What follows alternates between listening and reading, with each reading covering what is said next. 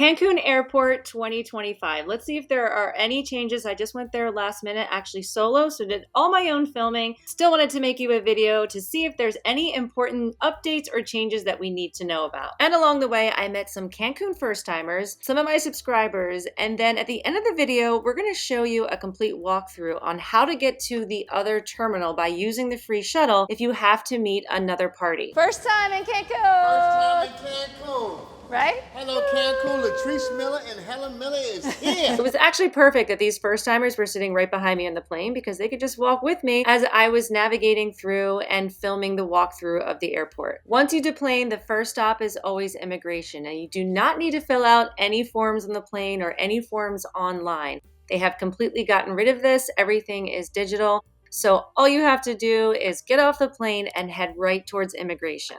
Now, I'm not going to lie, I was a little nervous about what the immigration lines might look like because I was arriving on a Monday afternoon, and normally I arrive early on a Sunday and never have to wait in lines. So my tip there is just to expect long lines and then be pleasantly surprised if there aren't, because sometimes the lines can be over an hour long just to get through immigration. Thankfully, it wasn't too bad this day. Now, when you come into immigration, you have two options. You can go to the right, which is the staffed immigration lines. This is where they are going to manually stamp your passport. Again, you don't need any forms or anything like that.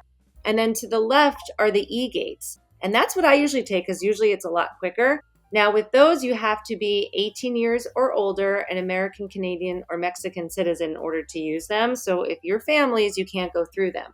But on this day, there was definitely something going on over there because the lines were crazy. So I actually went into the staffed immigration line on this day. And that's the only downside with the e-gates is sometimes they go down or they malfunction and then the lines really back up. So you just kind of have to assess the situation when you come down, which is what I did. I really saw that the lines were building up over there and that the lines were moving faster in the staffed immigration lines. Now, if you're traveling with kids, of course, make sure you use the bathroom, do all that ahead of time.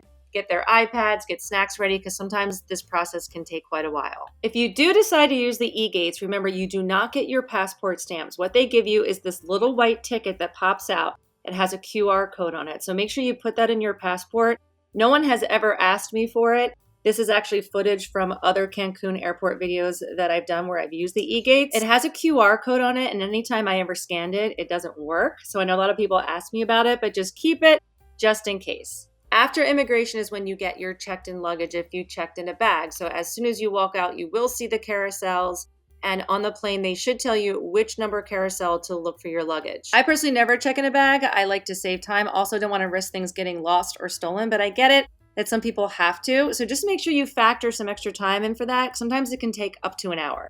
Duty free is in this area as well. I personally never get anything because then you have to stop at customs. And honestly, I never feel that the prices are that much better anyway. And lots of things you can get in the mini mart, which I will do a complete walkthrough in this video as well. But if you do decide to buy alcohol or tobacco, just make sure you do not go over the legal limits of what you can bring in. So if you put things in your checked-in bag, make sure you know how much, because if you go over those limits, which is 3 liters of alcohol and 250 milligrams of tobacco, there are pretty hefty fines at customs. A lot of people also ask me about the smoking laws in Mexico. So they have a ban of smoking in public places, and it's also illegal to bring in vapes and e-cigarettes. Now, I'm not a smoker, so I don't have a lot of experience with this.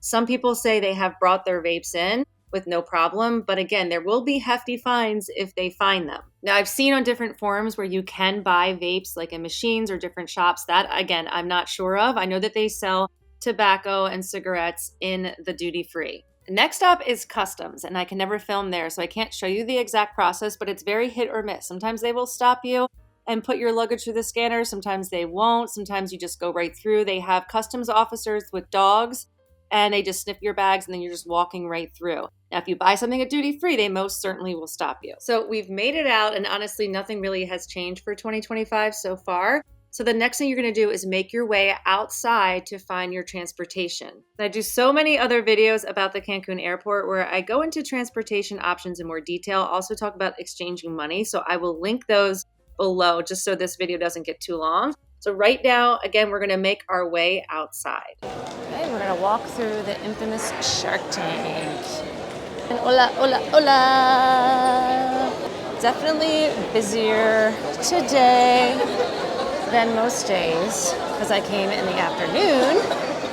Now, of course, no one's going to approach me because I'm recording, but this is the area where you see those people lined up on the sides that will start approaching tourists, offering them free things in exchange to go to timeshares, excursions, dinners, different things. I always say, do not stop. It's not worth it. You can get scammed easily. It just takes a lot of extra time. Just say no gracias and keep going. Another question I get is, how will the transportation company know how long it's going to actually take you to get through the airport, especially if you have checked in bags? Which is a great question. And if you follow me, you know I always use Nacho Tours. They've been doing this for a long time, so they know how to factor in the time, and they have contacts that give them updates on the immigration lines and how long the checked-in baggage is taking. And that's why I always suggest arranging private transportation before arriving to the airport. It does cost a little bit more, but for me, a safe and reliable ride is priceless, and I will put Nacho's information in the description below. One thing that has not changed are the overpriced drinks at the airport. I had an hour to kill because I was waiting for a friend to arrive, so I just bit the bullet, sat down, and had a drink, and there's really no other options because at the mini mart, they do not have any cold drinks. Yes, you can buy alcohol, but they don't have anything cold because they want you to overpay at the bars and kiosks at the airport. A lot of people also ask me what you can buy at the mini mart. And they do have a little bit of everything. In fact, I do a complete walkthrough in another video when I visited on another occasion. So I will link that in the description. But you can get SPF and medication. They have snacks and they have a bunch of drinks. They're just warm. You can also buy coolers and ice. Now we're going to take you where you can find, right, the shuttle. Free shuttle.